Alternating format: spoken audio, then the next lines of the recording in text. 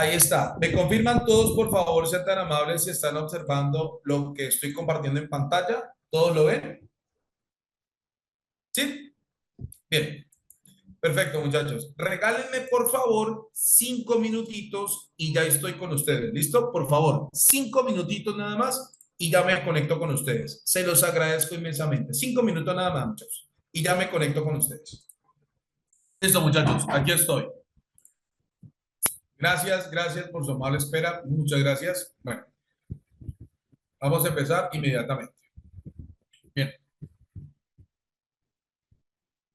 Vamos entonces ahora, antes de entrar a revisar la norma ISO 45001, para terminar de redondear todos estos conceptos fundamentales, es importante que revisemos ya específicamente otro tipo de términos o conceptos que son muy importantes, tenerlos en cuenta para que cuando revisemos la norma ISO 45001, sepamos con absoluta certeza qué es lo que nos permite a nosotros o básicamente poder comprender, ¿cierto? Adecuadamente, poder comprender satisfactoriamente lo que las normas internacionales, en este caso, la norma ISO 45001 quiere transmitir. ¿De acuerdo? Entonces, en ese orden de ideas,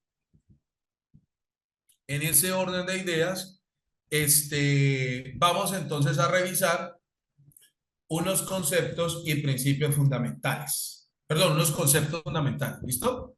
Bien. ¿Están observando lo que estoy compartiendo en pantalla? ¿Me confirman, por favor, sean tan amables?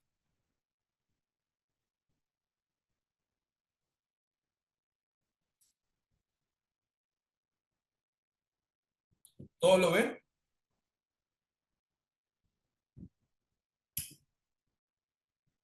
Bien, perfecto. Miren, vamos a definir qué es seguridad y salud en el trabajo.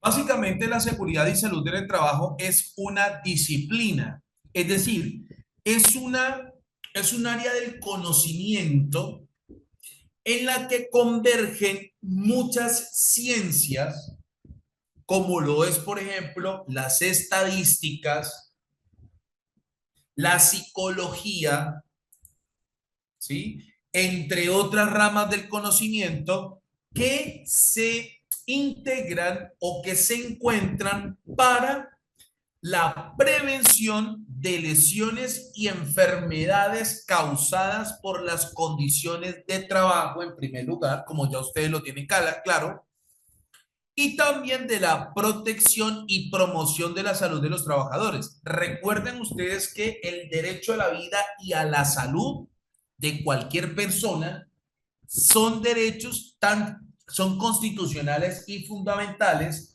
los cuales se deben garantizar en cualquier escenario en donde se encuentre una persona, incluyendo su puesto de trabajo.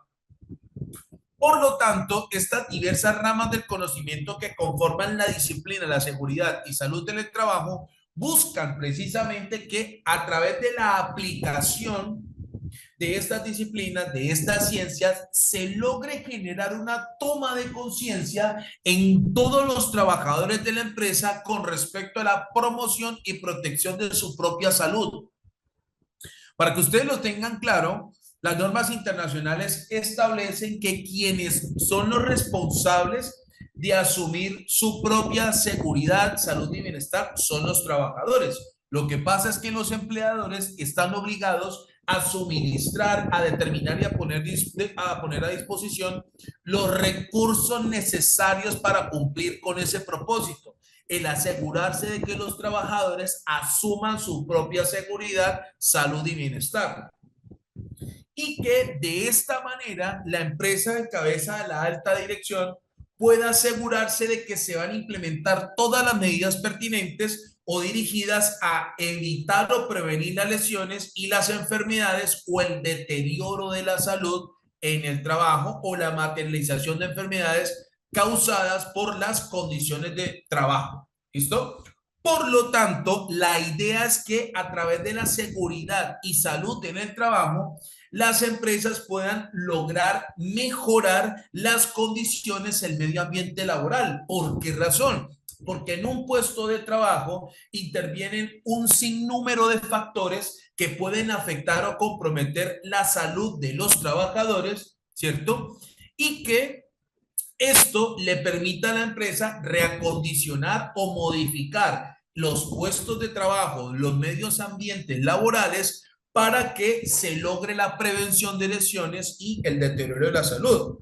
Así como también se logra a través de la seguridad y salud del trabajo, ¿cierto? El establecimiento de las condiciones mínimas para resguardar la salud de los trabajadores y asimismo o que eso se vea representado, también reflejado en un bienestar físico, mental y psicosocial de todos los equipos de trabajo en todas las ocupaciones, es decir, en todos los niveles de la empresa o en todos los cargos que hagan parte de la estructura organizativa de la que ya hemos hablado en otras ocasiones. ¿Les quedó claro qué es seguridad y salud en el trabajo? ¿Me confirman, por favor?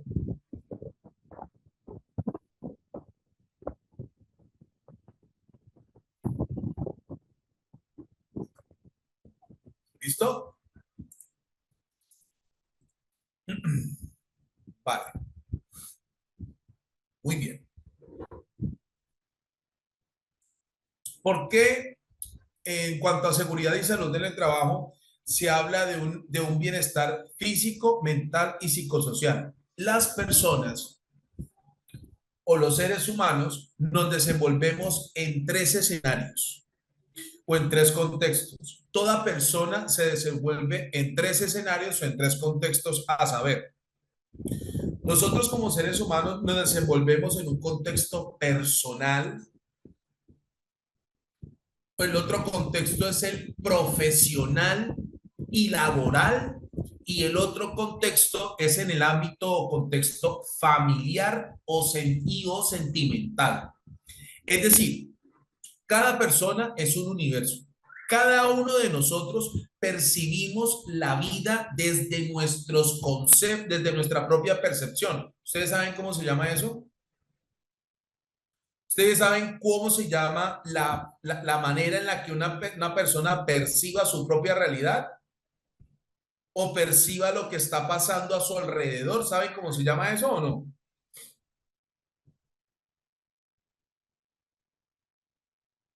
¿Sí saben o no?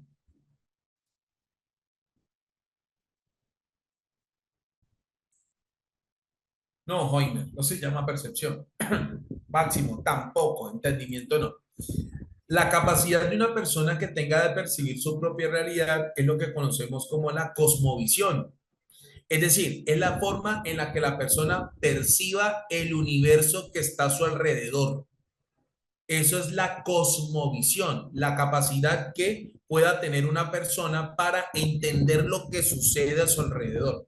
Entonces, cada uno de nosotros somos universos absolutamente distintos entre sí. Es decir, ustedes, cada uno de ustedes, los que están presentes, bueno, los que estamos presentes en la sala, cada uno de nosotros tenemos nuestra propia cosmovisión. Cada uno de nosotros percibimos el universo que nos rodea de acuerdo a nuestra propia percepción o a través de nuestra propia cosmovisión. Por lo tanto, eso hace que nosotros desde ese ámbito o de esa perspectiva, ¿sí? Desde ese ámbito o desde esa perspectiva, nosotros adoptemos ciertas conductas y comportamientos que solo se manifiestan producto o gracias a la cosmovisión o a la percepción que tengamos de la realidad.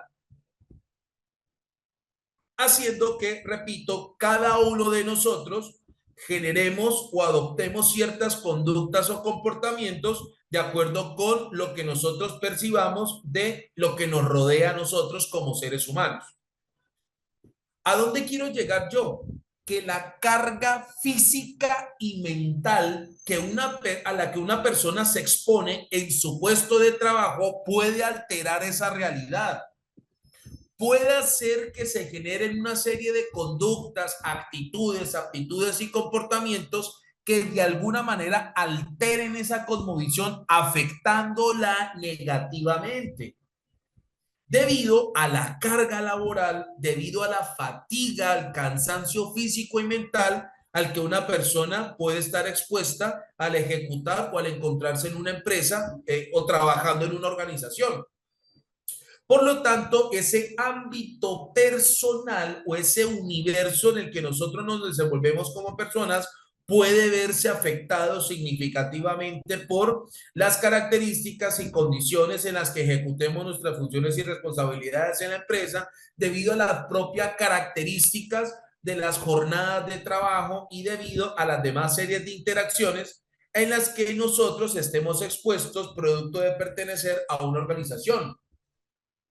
¿Esto les quedó claro? ¿Me confirma, por favor, sean tan amables? Lo que les acabo de decir les quedó claro, ¿me confirma, por favor? Ok. Ahora, ¿eso a qué puede llevar? Por ejemplo, puede llevar a un grado de saturación, ¿cierto? En donde prácticamente la persona pueda perder la noción de la realidad y pueda, inclusive pueda generarse lesiones o autolesionarse. Por ejemplo, hace poco aquí en Colombia, hace muy poco, les estoy hablando hace unos 2 meses, debido a la carga laboral, ¿sí? Debido a la carga laboral y la fatiga mental y física que tenía esta persona en su puesto de trabajo, para huir de esa realidad o la única solución que vio esta persona en su cosmovisión simplemente era lanzarse desde la ventana de su oficina, de su departamento de dependencia para quitarse la vida, porque en su cosmovisión entendió que esa era la única forma o la única solución para hacerle frente a esa carga física y mental que representaba sus funciones y responsabilidades, que representaba la complejidad de todo lo que tenía que desarrollarse en su puesto de trabajo. Por lo tanto, la Organización Mundial de la Salud establece que la seguridad y salud del trabajo también debe abordar el ámbito personal, es decir, el contexto en el que una persona perciba su realidad y tome o genere las decisiones, conductas y comportamientos acorde a esa realidad. Por lo tanto, la propia, digamos, las propias características del medio ambiente laboral pueden alterar esa realidad haciendo que la persona tome ese tipo de decisiones. La única decisión que vio factible esta persona para poder salir de esa realidad o poder tener un respiro, entre comillas, por supuesto, un respiro ante la carga de trabajo que tenía o digamos a lo extenso que eran sus jornadas de trabajo, era quitarse la vida. Entonces, repito, el llamado de la Organización Mundial de la Salud a las empresas en relación con la seguridad y salud en el trabajo es intervenir ese ámbito personal, ese contexto personal, en cómo la persona percibe la vida desde su cosmovisión y qué tipo de conductas y respuestas puede generar una persona producto a la alteración que pueda representar por el pertenecer a una organización. ¿Esto les quedó claro? ¿Me confirman, por favor, sean tan amables? ¿Sí?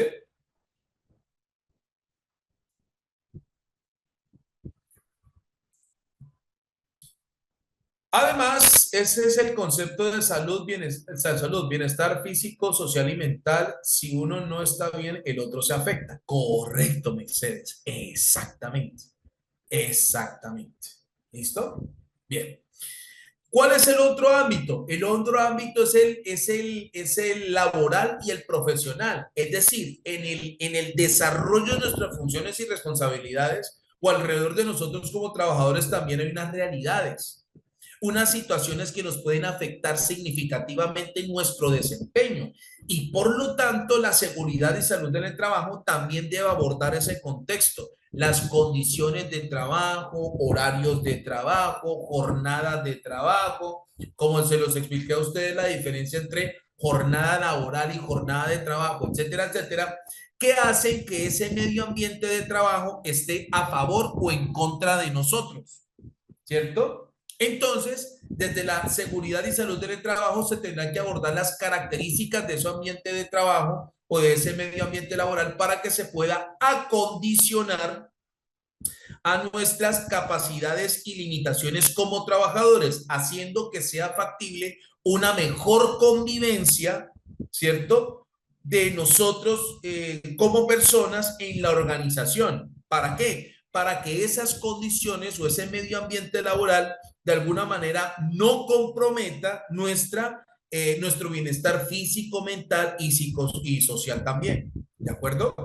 Exactamente, mi querido Manuel, se tiene que cumplir la legislación laboral. Y el otro ámbito familiar, por supuesto, cuando uno sale del trabajo o uno sale de la empresa y se dirige a su hogar perfectamente, uno puede llevar una carga física y mental que se considera como una bomba de tiempo. Es decir, la seguridad y salud del trabajo también tiene que mirar cómo la carga mental, física y laboral afectan el contexto familiar y sentimental de la persona. Porque cuántos casos no se han visto de conflictos intrafamiliares en donde se han manifestado producto a la carga mental y psicosocial, perdón, a la carga mental y la carga física que representa el ejecutar funciones y responsabilidades. ¿De acuerdo? Entonces, en ese caso es indispensable que la seguridad y salud del trabajo también tenga ese ámbito o estudie el entorno de las personas, el entorno familiar y sentimental de las personas para que de alguna manera no se vaya a generar o manifestar o desarrollar alguna situación no deseada producto por la carga del trabajo y viceversa. Hay veces que el propio ambiente familiar y sentimental puede generar ciertas repercusiones en las personas que en el trabajo afloran. O una persona perfectamente, por ejemplo, pudo haber discutido con su pareja y el estrés que representa la discusión se lo puede llevar a su puesto de trabajo, haciendo que se desencadene una serie de resultados no deseados. ¿De acuerdo? Entonces, trabajando directamente con recursos humanos para ubicar a cada empleado en un lugar idóneo para hacer, haciendo test. No es necesariamente que los psicólogos trabajen en seguridad y salud en el trabajo, Blas. No es necesario utilizar psicólogos. Las propias normas internacionales establecen cómo se pueden abordar los puestos de trabajo sin la necesidad, obviamente, por supuesto, sin quitarle importancia a la presencia de un psicólogo en la organización, pero pues tampoco es necesario que tengas que ser psicólogo para aplicar la seguridad y salud en el trabajo. Para eso la norma ISO 45001 nos enseña a nosotros cómo gestionar la seguridad y salud en el trabajo. ¿Listo? Profe, ¿qué pasa cuando a una persona lo bajan de cargo? ¿De qué forma le afectaría? Pues le afectaría de manera motivacional, por ejemplo. Lo afectaría en cuanto a sus aspiraciones o expectativas que tenían con respecto a la organización. ¿De acuerdo? Entre otros factores que se pueden desencadenar. ¿Listo? Profesor, en una empresa de 1.000 personas es imposible controlar aquello. No, Manuel, yo he trabajado con multinacionales que tienen 5.000 y hasta 7.000 trabajadores en donde es absolutamente factible gestionar la seguridad y salud en el trabajo. Se los digo por experiencia propia.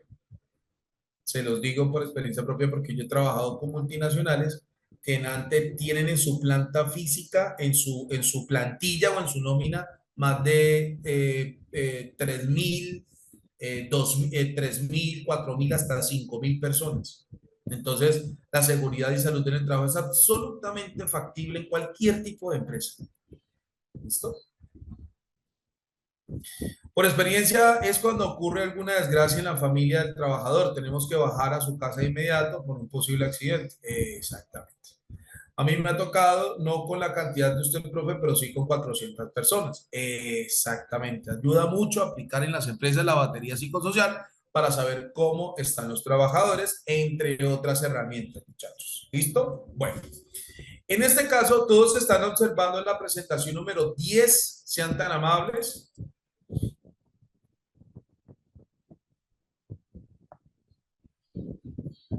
Listo. Entonces, miren.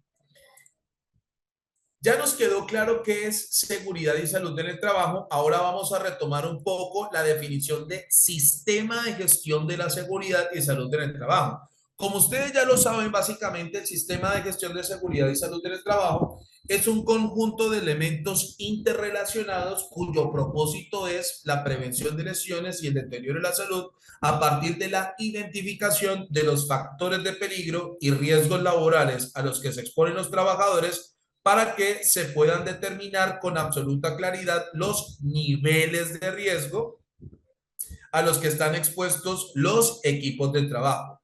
Resulta que para que se pueda llevar a cabo eso, la prevención de lesiones y el deterioro de la salud, es importante saber que también el sistema de gestión de la seguridad y salud del trabajo es un proceso lógico y por etapas. Es decir, como ustedes ya lo vieron, la articulación o para poner en marcha el sistema de gestión de seguridad y salud del trabajo, es importante conocer que o saber que lo podremos hacer gracias al ciclo PHVA, como se los he explicado a ustedes, en el que hay unas etapas y hay un orden lógico en la que se tendrán que ejecutar las tareas y actividades propias de cada proceso que hagan parte de la organización. Entonces, en ese orden de ideas, se entiende que el sistema de gestión de la seguridad y salud del trabajo, la implementación o puesta en marcha de este, se llevará a cabo a partir de unas etapas que tienen un orden lógico, un orden jerárquico, y que ese orden lógico, jerárquico de la planificación, la implementación, la verificación y las acciones que se tomen con respecto a los resultados de la verificación esté basado en la mejora continua. Porque el ciclo PHVA, o también conocido como el ciclo de Deming, le permite a las empresas mejorar continuamente su sistema de gestión, en este caso, el sistema de gestión de la seguridad y salud en el trabajo. Ese proceso o esas etapas que incluyen formular la política de seguridad y salud en el trabajo. A partir de estos elementos de direccionamiento estratégico se pueda configurar, digamos, las condiciones o la estructura o la infraestructura de la empresa, y que a través de estos elementos se puedan planificar adecuadamente, se pueda aplicar, se pueda evaluar, ¿cierto? Se pueda auditar y se puedan formular acciones de mejora para el propio sistema de gestión, con el ánimo de que se pueda la empresa anticipar, reconocer, evaluar y controlar los riesgos laborales que puedan afectar la seguridad y salud en el trabajo. ¿Listo? Entonces es necesario tener un psicólogo. Ya les dije, máximo, que no es necesario contar con psicólogos en una empresa. Ya se los expliqué, ya se los dije. No es necesario. Repito, no, por supuesto, no con el ánimo de restarle importancia a la presencia de un psicólogo en una empresa, pero para lograr que el sistema de gestión de la seguridad y salud del trabajo funcione adecuadamente, no será necesario o no es necesaria la presencia de un psicólogo en la organización. ¿Listo? Para eso las propias normas internacionales nos van a explicar a nosotros cómo podemos gestionar o cómo podemos garantizar la seguridad y salud en el trabajo. Con lo que les acabo de decir con respecto a la definición de sistema de gestión de seguridad y salud en el trabajo, ¿les quedó claro? ¿Me confirman, por favor, sean tan amables?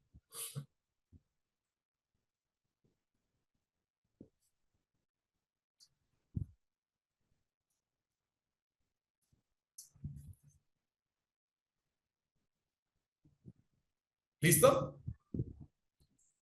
Bien, ok. Ahora, por supuesto, recuerden ustedes que el sistema de gestión de seguridad y salud en el trabajo tiene que ser liderado e implementado por los miembros de la alta dirección.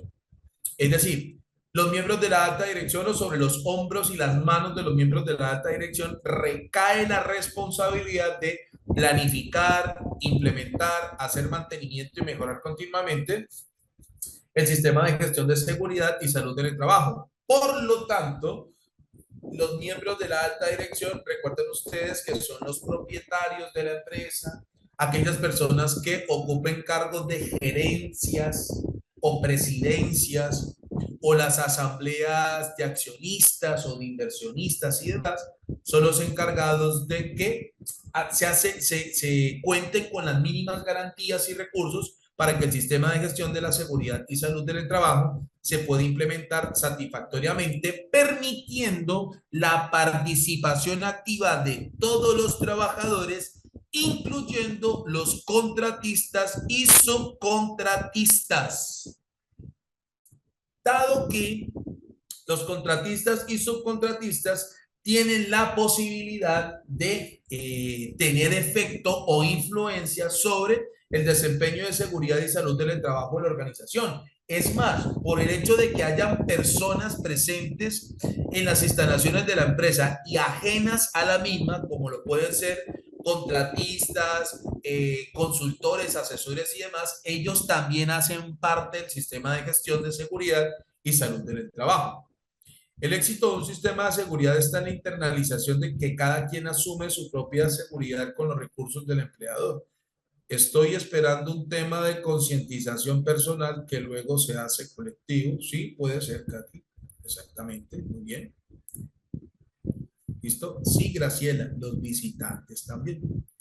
Para este tipo de auditoría debe ser constante o cada qué tiempo. Máximo.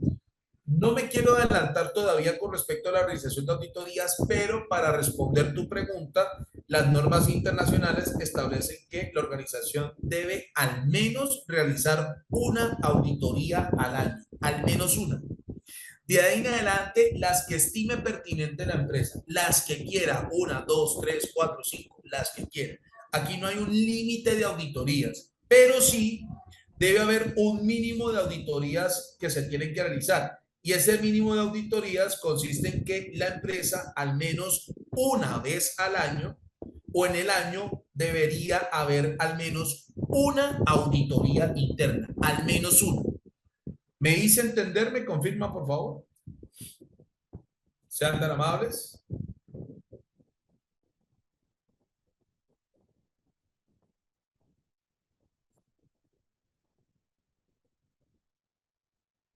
¿Listo? Bien. Ok.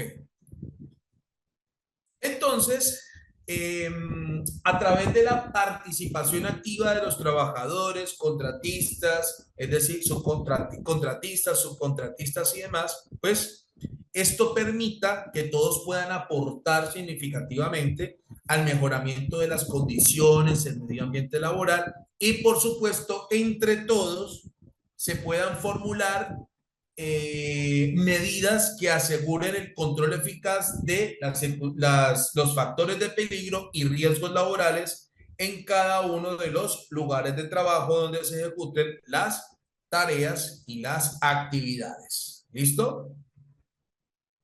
Perfecto, muy bien. ¿Están observando? ¿Me confirman por favor la presentación número 11, sean tan amables?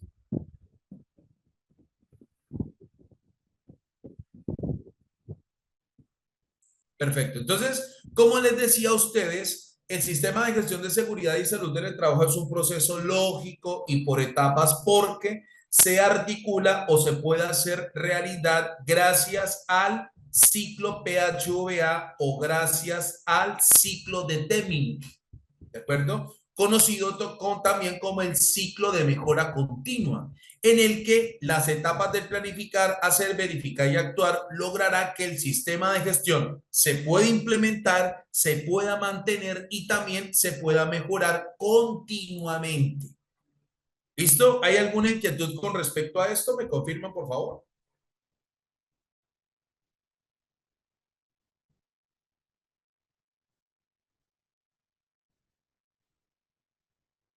¿Todo está claro hasta aquí? ¿Sean tan amables? Bueno, muy bien. Ahora, algo también hay que debemos tener en cuenta y es que todo sistema de gestión de la seguridad y salud en el trabajo debe, desde el ámbito de las normas internacionales, ¿no? Desde el ámbito de las normas internacionales, todo sistema de gestión de seguridad y salud del trabajo debe adaptarse a cualquier empresa. Es decir, todo sistema de gestión de la seguridad y salud del trabajo se debe implementar, mantener y mejorar continuamente de acuerdo a las características y particularidades que definan el desarrollo normal de la actividad económica a la que se dedica la organización.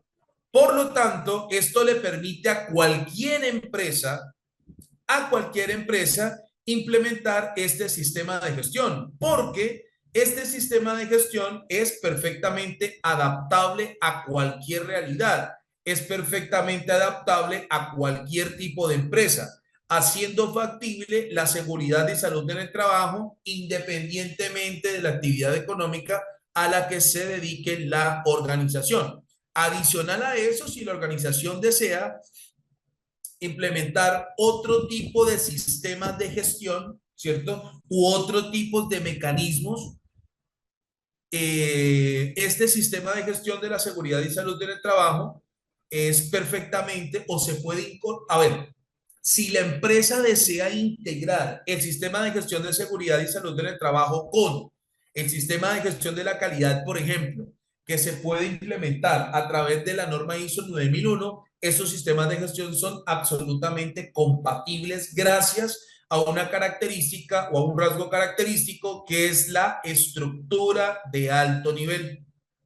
¿De acuerdo? Entonces, esa estructura de alto nivel, que más adelante la vamos a ver, es la que le permite a las empresas poner a disposición eh, el sistema de gestión de la seguridad y salud en el trabajo para que pueda integrarse con otro sistema de gestión que se pueda implementar a través del uso de otras normas internacionales generadas por la ISO.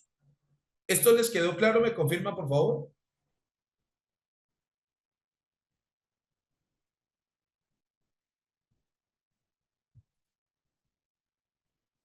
¿Sí les quedó claro esto? ¿Me confirman, por favor?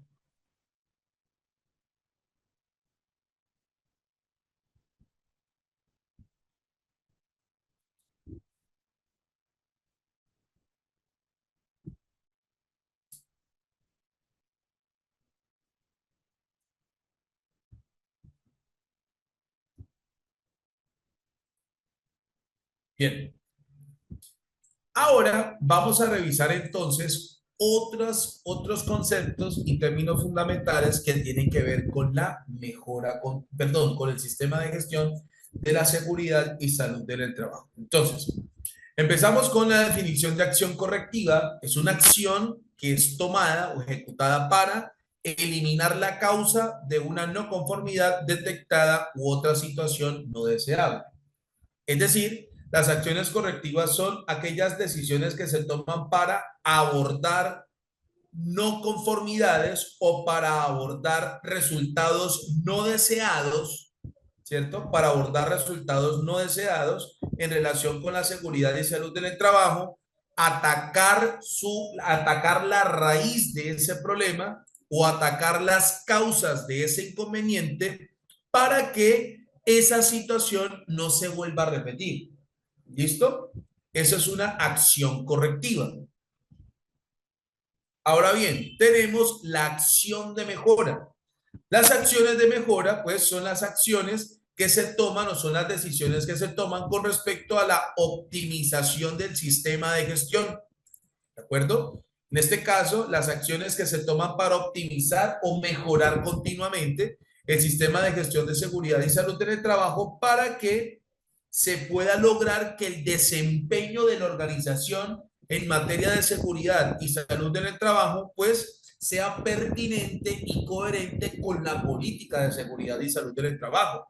Recuerden ustedes que, de acuerdo con la jerarquía de los documentos, en todo sistema de gestión, el documento más importante es la política. En este caso, la política de seguridad y salud en el trabajo que haya formulado la empresa, ya que a través de esta política se van a establecer los principios rectores del sistema de gestión de seguridad y salud en el trabajo para que todos tomen, o sea, para que todos los equipos de trabajo y las demás partes interesadas, por ejemplo, como los contratistas y subcontratistas y proveedores externos en general, puedan ir en sintonía o puedan estar en sintonía con estas medidas o todos estos principios rectores para que la gestión de la seguridad y salud en el trabajo o el sistema de gestión de seguridad y salud en el trabajo cumpla con su propósito, que es el de prevenir las lesiones y el deterioro de la salud producto del trabajo. Hasta aquí todo claro, me confirman, por favor, sean tan amables.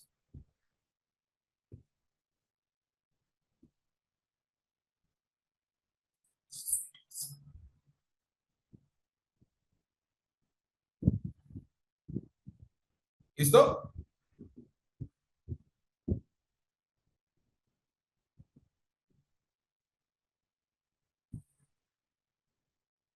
¿Hay alguna pregunta hasta acá? ¿Me confirman, por favor?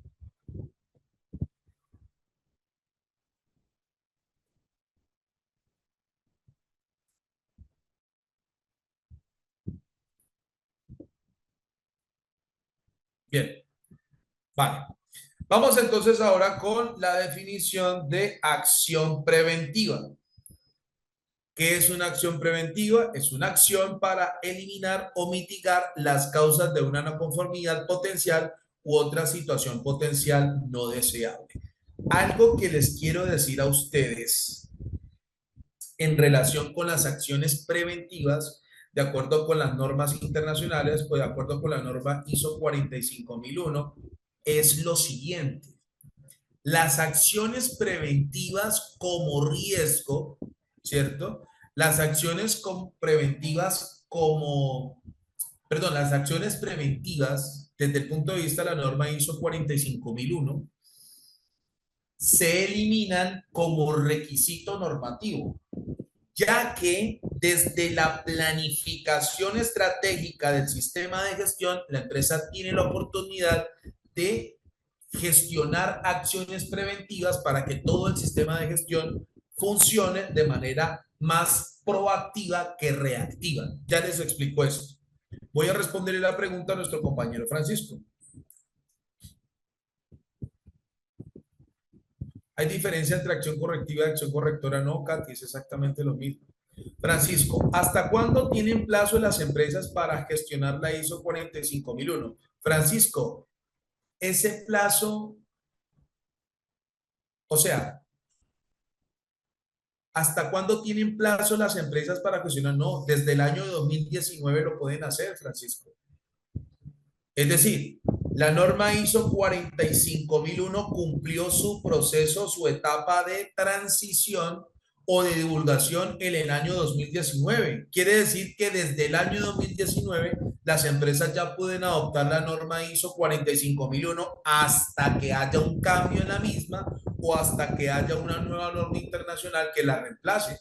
Pero desde el año 2019 ya las empresas pueden implementar el sistema de gestión de la seguridad y salud del trabajo bajo la norma ISO 45001. ¿Esto les quedó claro, muchachos? ¿Me confirman, por favor, sean tan amables?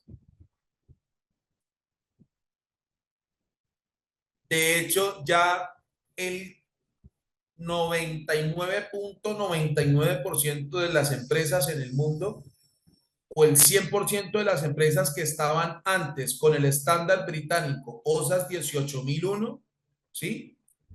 Ya todas se trasladaron a la norma ISO 45001 desde el año de 2019. ¿Listo? Bueno, entonces, como les decía a ustedes, el requisito de la formulación de acciones preventivas se elimina como requisito normativo por la siguiente razón. En las ediciones anteriores de las normas internacionales, se entendía que la acción preventiva se tenía que formular una vez se cumpliera todo el ciclo PHVA. ¿De acuerdo? Es decir, se tenía que esperar a la planificación, implementación, verificación del desempeño del sistema de gestión y resultado de la evaluación o verificación del desempeño del sistema de gestión, se tenían que tomar decisiones.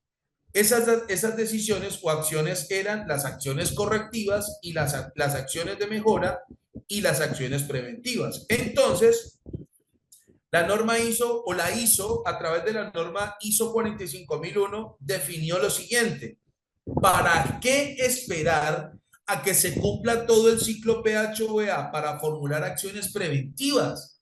Más bien, formulemos las acciones preventivas desde la planificación del sistema de gestión para que desde la primera etapa del ciclo PHVA el sistema de gestión funcione de manera más proactiva, más preventiva que reactiva. Entonces, en realidad, las acciones preventivas son las que nosotros vamos a observar cuando el sistema de gestión se planifique. Y esa planificación o la forma de planificar el sistema de gestión de seguridad y salud en el trabajo nos lo va a explicar a nosotros la norma ISO 45001. ¿Me hice entender? ¿Me confirma, por favor?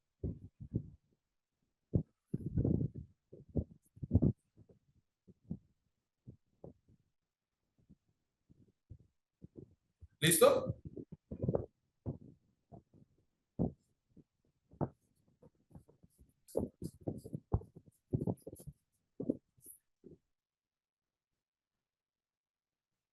¿Vale? Bien. Perfecto. Ok. Bueno, vamos a continuar. Atenti, por favor. ¿Están observando la presentación número 13? ¿Me confirman, por favor?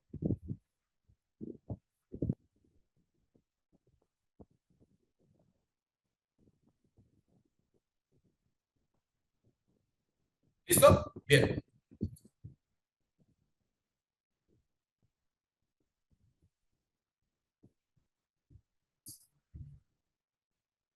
bien. Observen ustedes. Aquí tenemos dos definiciones muy importantes que son la base fundamental para identificar los factores de peligro y riesgos laborales. ¿Listo? La definición de actividad rutinaria y la definición de actividad no rutinaria. Técnicamente, una actividad no rutinaria, bueno, una actividad rutinaria, primero que todo, dice que es una actividad que forma parte de la operación normal de la organización, que se ha planificado y es estandarizado. Eso traducido al español o al castellano, ¿qué significa?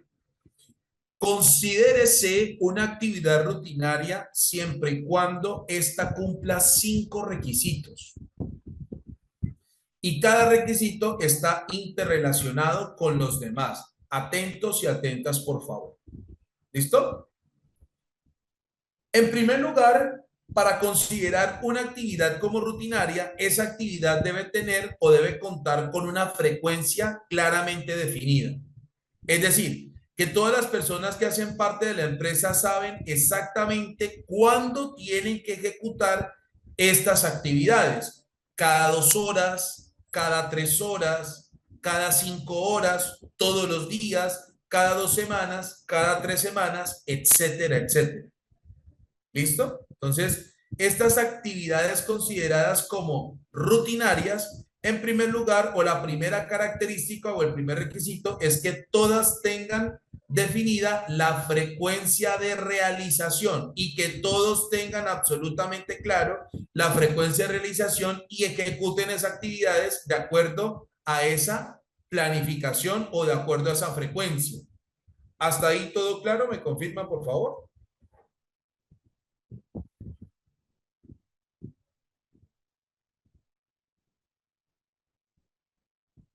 ¿Listo?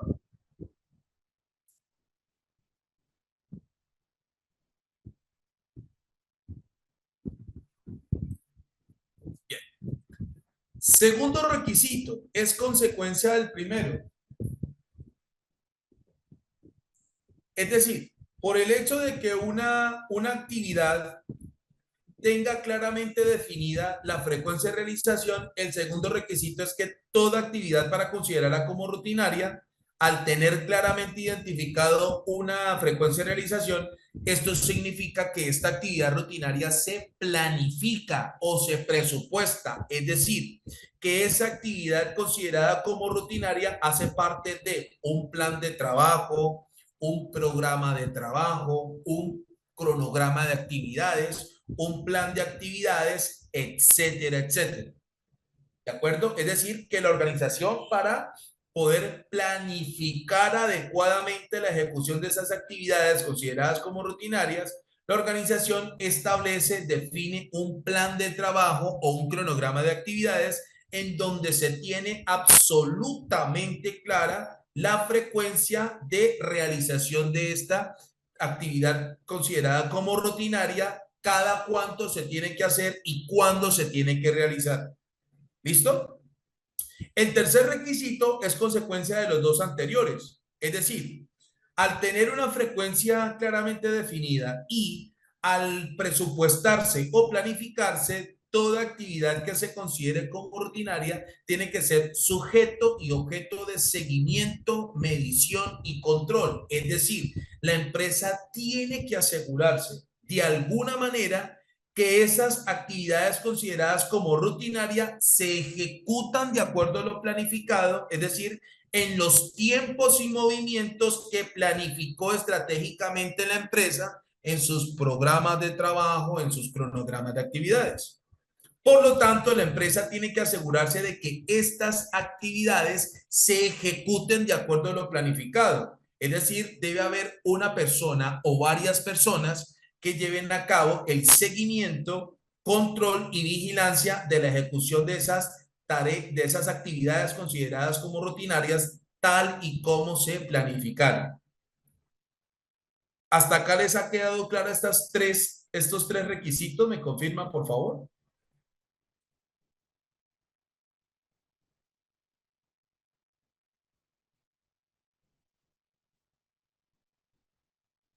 ¿Listo? Muy bien.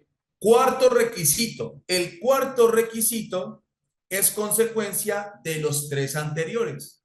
Es decir, toda actividad considerada como rutinaria, al tener una frecuencia definida, al planificarse y al ser sujeto y objeto de control, seguimiento y medición, la cuarta característica es que estas actividades tienen que hacer parte de un proceso.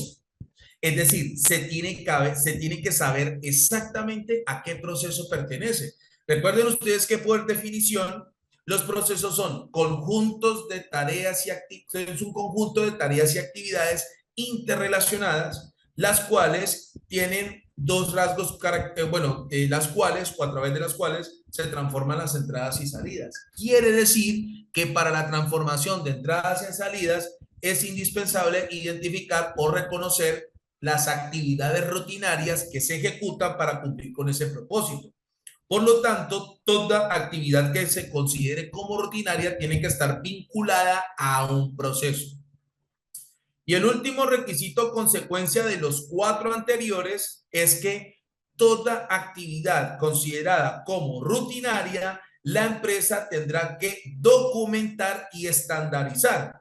¿Qué significa que documente y estandarice? Es decir, que esas actividades consideradas como rutinarias tienen que hacer parte de algún procedimiento instructivo o manual y que esa información está al alcance de todos para saber exactamente el cómo, cuándo, dónde, por qué y para qué ejecutar esas actividades consideradas como rutinarias. Por lo tanto, debido a la ejecución de las actividades rutinarias, las personas o la seguridad, salud y bienestar de las personas puede exponerse a circunstancias de riesgo laboral. Es decir, toda persona que ejecute tareas rutinarias, su seguridad, salud y bienestar se podría afectar o se podría comprometer. Todo dependiendo de las condiciones y características y el medio ambiente laboral en donde se ejecuten esas actividades rutinarias, todo dependiendo de los instrumentos o recursos que se utilicen para la ejecución de esas actividades rutinarias y en el aseguramiento del cumplimiento de los requisitos que les acabo de explicar. ¿Esto les quedó claro? ¿Me confirma, por favor?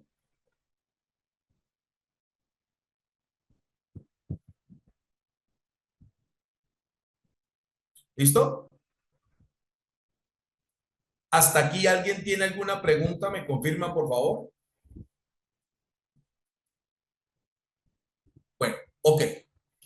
Ahora, ¿qué es una actividad no rutinaria? Es absolutamente todo lo contrario a lo que les acabo de decir.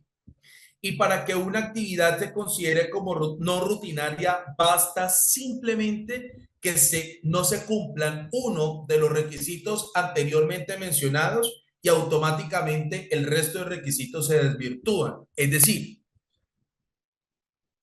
una actividad que no haga parte de un proceso va a ser muy complejo pretender planificarla, va a ser muy complejo pretender establecer una frecuencia de ejecución, va a ser muy complejo pretender ejercer control sobre la ejecución de esa actividad y va a ser muy complejo pretender documentarla y estandarizarla. Por lo tanto, una actividad no rutinaria será considerada como aquella actividad que no cumpla uno de los requisitos anteriormente mencionados para que desvirtúe el resto e inmediatamente se considere o se asuma como no rutinaria. ¿Me hice entender? ¿Me confirman, por favor?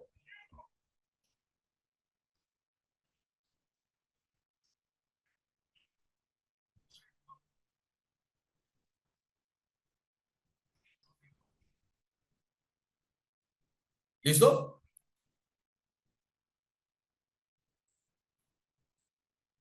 Bien, excelente. Vale.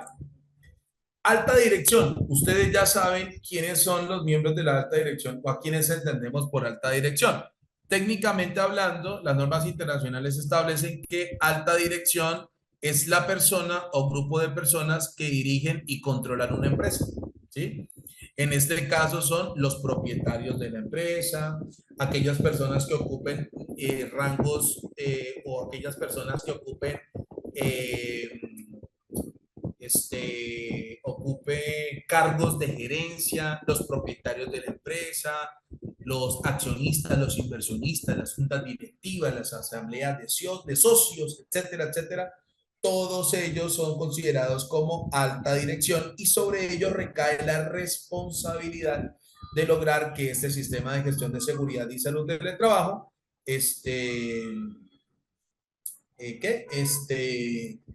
se haga realidad. ¿Listo? Por ejemplo, en una empresa de mantenimiento que realiza una actividad de levantar una pared, esa actividad no es rutinaria porque puede ser tomada como un apoyo especial. Sí, sí, correcto. Puede ser, mi estimado Oscar, puede ser que precisamente el levantamiento de una pared solamente haya sido ejecutado, por ejemplo, para adecuar los puestos de trabajo, pero que esa actividad no está vinculada al proceso de mantenimiento, por ejemplo, y por lo tanto estaría fuera de control del proceso de mantenimiento, no se podría documentar, etcétera, etcétera. ¿Listo? Bien. Están observando ustedes, bueno, después de alta dirección, ¿sí? De alta dirección, tenemos ahora la definición de amenaza. ¿Qué es una amenaza?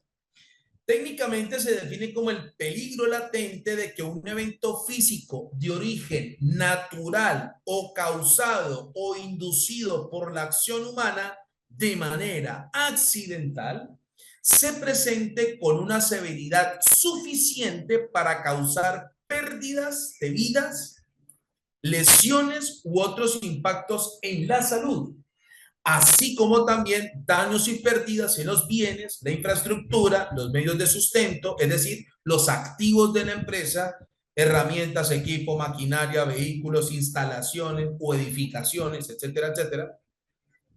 La prestación de servicios y los recursos ambientales.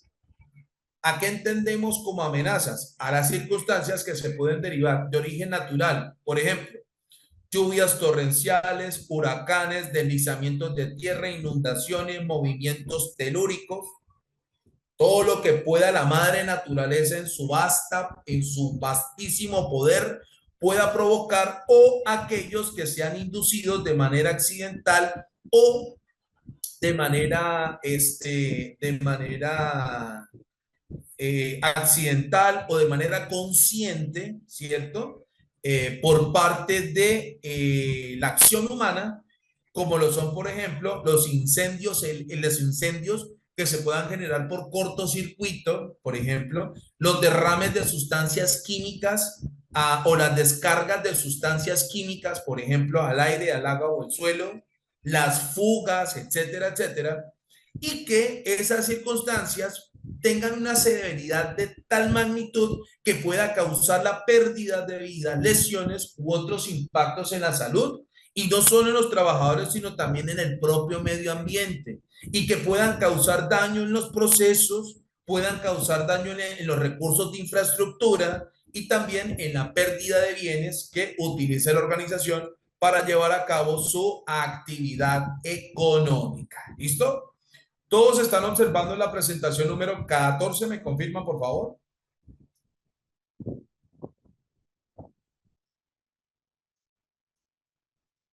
¿Listo?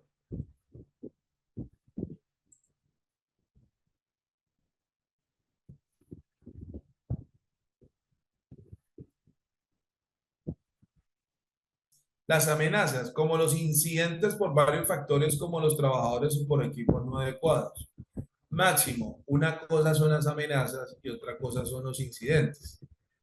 Las amenazas es que se las acabo de explicar. Más adelante les explico a ustedes, les explicaré a ustedes la definición técnica de incidente.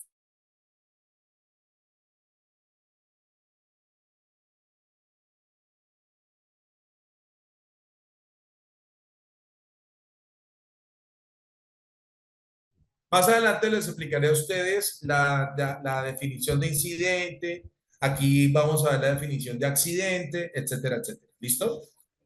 Bien. Autorreporte de condiciones de trabajo y salud. Es decir, es el proceso mediante el cual el trabajador o inclusive los contratistas y subcontratistas reportan de alguna forma por medio verbal o escrita a los miembros de la alta dirección acerca de las condiciones adversas de seguridad y salud en el trabajo presentes en su puesto de trabajo. Este es uno de los principios o una de las responsabilidades que, como ustedes observan, le permite a los trabajadores asumir su propia seguridad, salud y bienestar. La capacidad de poder reconocer condiciones adversas a su seguridad y salud en su puesto de trabajo para que sean reportadas inmediatamente.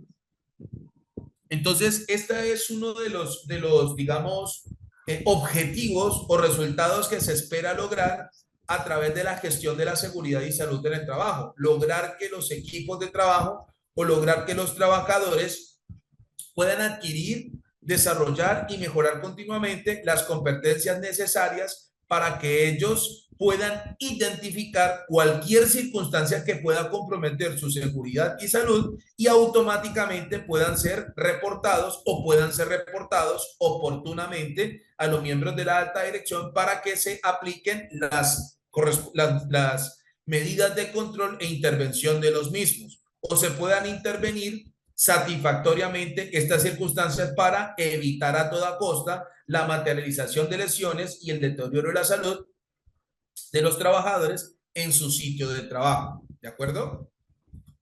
Es aquí donde nosotros, y va para allá precisamente mi querida Mercedes, es aquí donde nosotros vamos a revisar, o bueno, de una vez para que ustedes lo sepan, vamos a revisar dos términos, que es el de, bueno, o el término de actos y condiciones inseguras, o también conocidos como actos y condiciones subestándar. ¿A qué hacemos referencia cuando hablamos de los actos y condiciones subestándar? El término subestándar significa fuera de control. Eso significa subestándar, fuera de control. ¿De acuerdo? Entonces, el hecho de que se estén ejecutando ciertas acciones o tareas que no se encuentren bajo el control de la organización, existe la posibilidad de que se pueda materializar una lesión o es posible que se pueda desencadenar un accidente de trabajo o se pueda facilitar o se pueda, digamos, asegurar la materialización de una enfermedad laboral. ¿Listo? Y las condiciones subestándar, pues serán aquellas características que están presentes en el puesto de trabajo y que al no tener control sobre ellas, aumenta la probabilidad de que el trabajador pueda adquirir alguna lesión o se acelere el deterioro de su salud. Por lo tanto, es importantísimo que la empresa asegure que los trabajadores van a adquirir y desarrollar y mejorar continuamente las competencias pertinentes para que ellos sean los propios encargados de identificar y reportar oportunamente estas situaciones. Bien. El acto inseguro es cuando yo, teniendo la plena conciencia de que al ejecutar una labor me puedo lesionar y aún así la ejecuto. Sí, Melissa, tienes razón, pero entonces digamos que más allá de tener conciencia de que me puedo lesionar, no te preocupes, Melissa, no te preocupes, tranquila. Más allá de que yo tenga la conciencia de lesionarme y aún así la ejecute, es más bien qué tipo de control ejerce la empresa sobre esta situación insegura o catalogada como insegura, es decir, una situación, un acto en el que la empresa no tenga control sobre su ejecución o sobre la ejecución del mismo. ¿De acuerdo? A eso hacemos referencia cuando hablamos de los actos y condiciones inseguras. Son la ejecución de tareas y la presencia de ciertos factores en el medio ambiente laboral que no están bajo el control de la organización, haciendo posible que la persona que esté en medio de este contexto, su seguridad, salud y bienestar se pueda comprometer. ¿Me hice entender? ¿Me confirman, por favor, sean tan amables?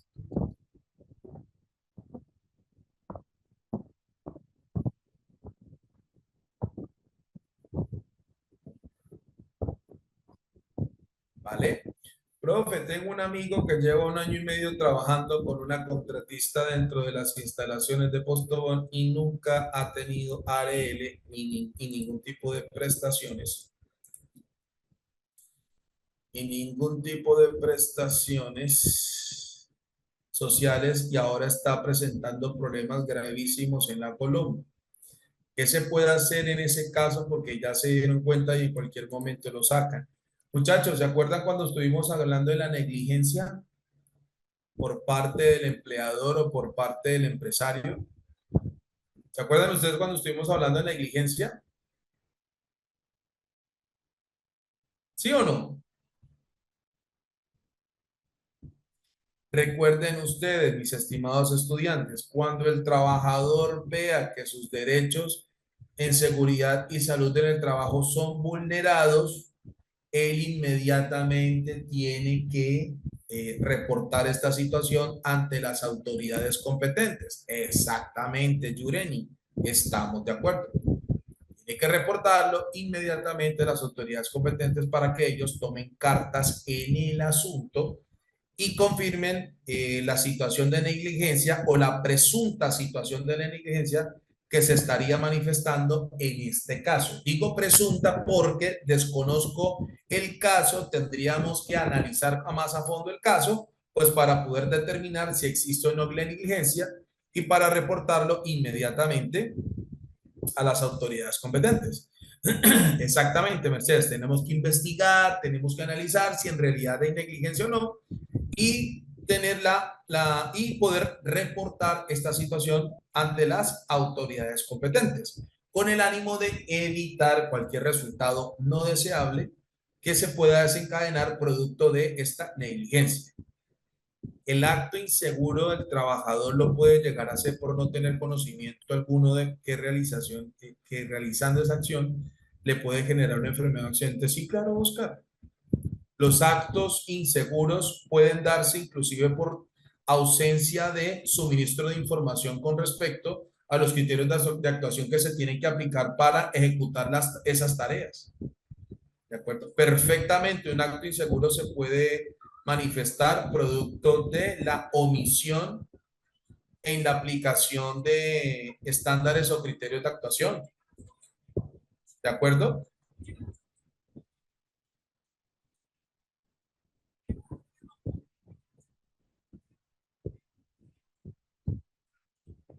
¿Listo?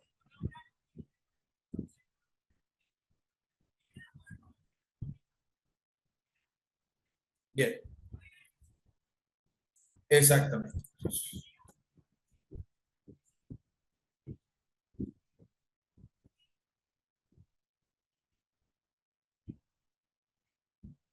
Tengo entendido que toda condición insegura debe ser solventada inmediatamente, no debería existir, indiscutiblemente, mi querida Mercedes. Y la condición insegura es una condición física en la que se puede, no condición física, Oscar. La condición es la configuración de todos los factores que están presentes en el puesto de trabajo y que hacen que esos factores hagan que el medio ambiente laboral en el que se ejecutan las tareas y las actividades no estén bajo, no puedan estar bajo el control de la organización. ¿Listo? Y la condición insegura es una condición física en la que se puede poner a trabajar una persona, por ejemplo, haciendo negligencia por parte del patrono, porque aún así, sabiendo de su existencia, expone al trabajador. No, ahí ya es un acto inseguro. ¿Listo? Bien. Lo- Todo lo que vimos en esta hora de clase, ¿les quedó claro, muchachos? ¿Me confirman, por favor? ¿Sí? Bueno, muchachos, entonces mañana nos vemos a la misma hora y por el mismo canal. Espero que todos ustedes pasen una muy feliz noche, que Dios los bendiga y nos vemos mañana, muchachos. Gracias por su asistencia. Muchas gracias.